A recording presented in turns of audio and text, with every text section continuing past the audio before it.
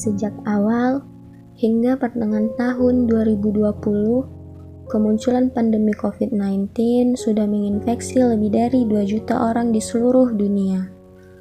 Setiap negara waspada terhadap penyebaran virus agar tidak lebih moros lagi.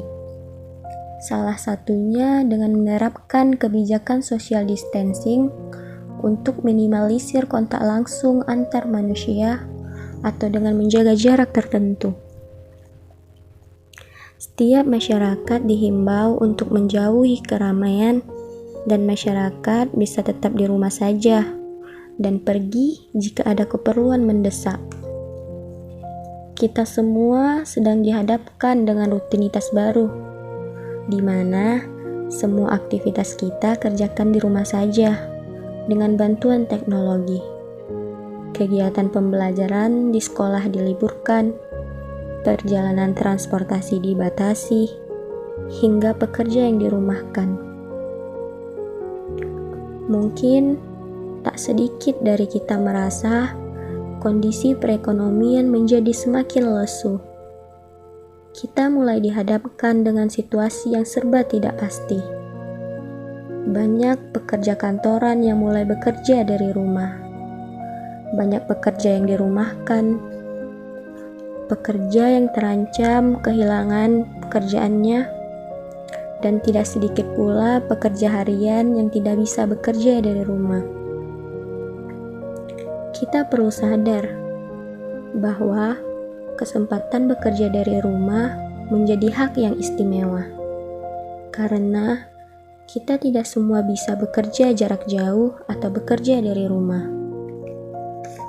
Kita mungkin merasakan panik, stres, takut kehilangan orang-orang tercinta, dan perubahan aktivitas ini hanyalah segelintir dampak dari mewabahnya virus yang mengancam pernapasan ini.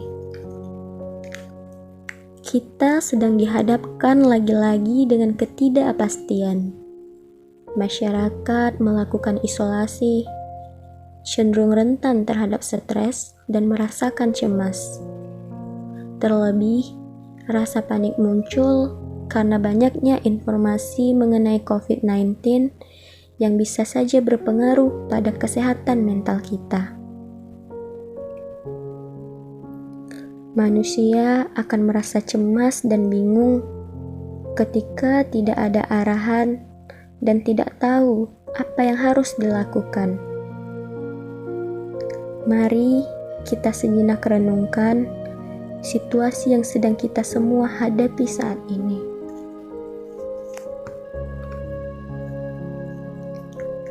Agar hidup terasa lebih hidup, bernafaslah dengan benar. Bernafaslah seperti biasanya Anda bernafas. Rasakan semua tarikan dan hembusan nafas Anda.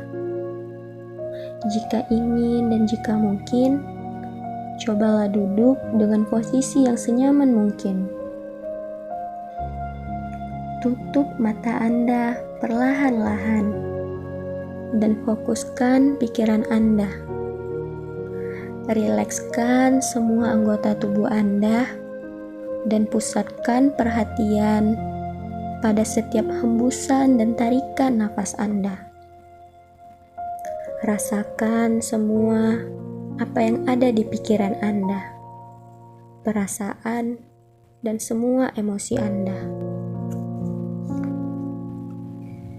Untuk beberapa saat, rasakan sensasi yang berbeda di setiap bagian anggota tubuh Anda. Mulai dari jari-jari kaki Anda hingga ujung kepala Anda. Mungkin dalam batin Anda bertanya-tanya, entah sampai kapan kita harus menunggu wabah ini meredah. Entah sampai kapan kita dihadapkan pada kondisi yang serba tidak pasti. Kondisi saat ini mengharuskan kita mengisolasi diri dari dunia luar, membatasi diri bertemu dengan orang-orang. Tidak seperti biasanya, kita dihadapkan pada rutinitas baru. Kebijakan pembatasan fisik yang sedang kita lakukan membuat kita beraktivitas tidak seperti biasanya. Mungkin di antara kita mulai merasakan penat hingga menjadi mudah cemas, gelisah, marah, dan merasakan stres. Sebagai makhluk sosial, ketika kita kekurangan, bahkan kehilangan interaksi dengan orang lain, bisa menyebabkan kita merasa kesepian. Kesepian begitu melumpuhkan. Kesepian bisa merusak dan mengubah kebiasaan seseorang. Orang menjadi kesepian akan mengurangi interaksi hubungan sosialnya. Orang yang merasakan kesepian menunjukkan tanda bahwa ia tidak lagi mempercayai orang lain. Kesepian juga mengurangi aktivitas gen dan antivirus kita. Respon kekebalan tubuh yang melemah membuat tubuh dapat lebih mudah terserang penyakit. Perasaan kesepian atau terisolasi dapat menyebabkan kecemasan, depresi, hingga demensi pada orang dewasa. Perlu kita ingat, kecemasan adalah hal yang normal. Sebab cemas membuat kita waspada terhadap ancaman dan membuat kita mengambil tindakan untuk melindungi diri kita. Kita mengalami reaksi yang benar. Memiliki kecemasan di saat seperti ini adalah hal yang masuk akal. Sudah seharusnya kita merasa seperti itu, merasakan segala emosi positif maupun negatif membuat kita menjadi manusia seutuhnya. Sebagian dari kita mungkin kewalahan. Bagaimana kita dapat membuat keputusan yang tepat saat ini? Tekanan psikis menjadi semakin berat ketika kita melakukan karantina wilayah bersamaan. Dengan kita yang menerima banyaknya informasi yang meluap dari media sosial, seperti kelangkaan alat medis, kekurangan staf medis, kapasitas rumah sakit yang tidak semua memumpuni, kebutuhan masker yang semakin melonjak, masyarakat yang mulai panik buying, yaitu membeli barang secara berlebihan dalam suatu waktu tertentu. Kita menjadi kehilangan kontrol untuk mengendalikan perasaan diri kita. Mewabahnya virus corona ini menguatkan pikiran kita akan kematian.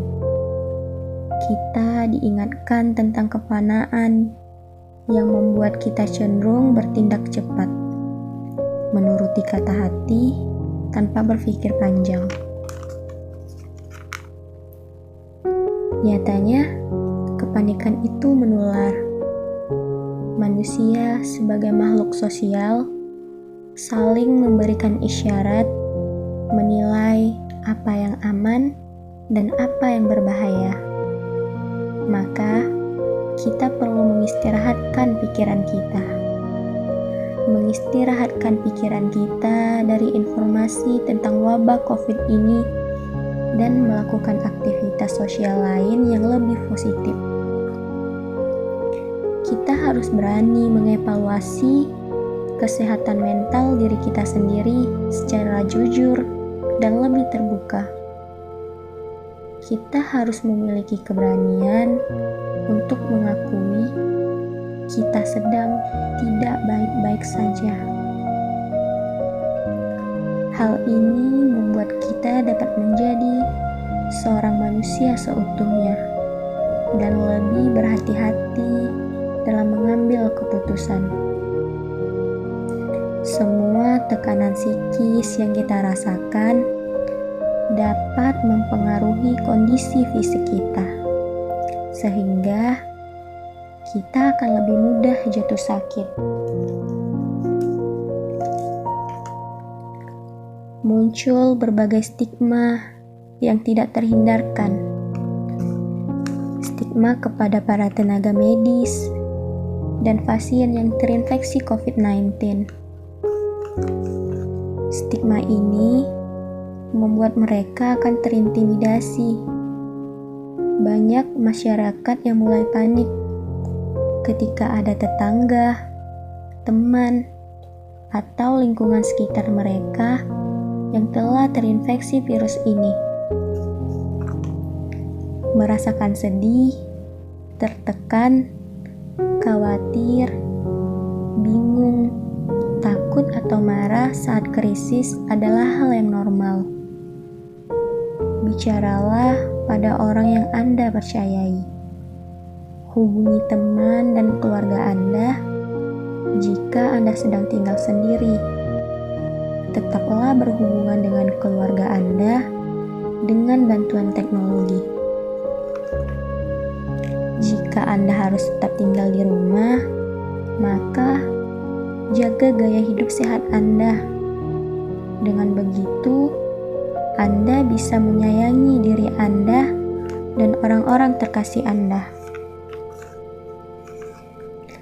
Jangan mengonsumsi tembakau, alkohol, atau obat-obatan lainnya untuk mengatasi perasaan Anda.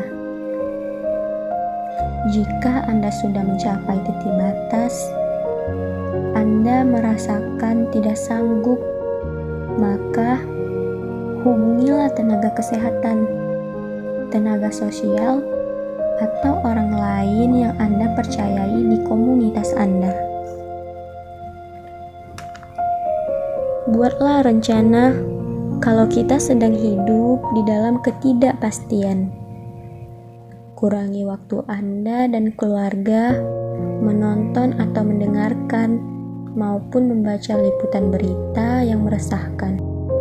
Gunakan sumber terpercaya sebagai sumber informasi Anda seperti situs web Organisasi Kesehatan Dunia, Kementerian Kesehatan, atau Dinas Kesehatan tempat Anda tinggal.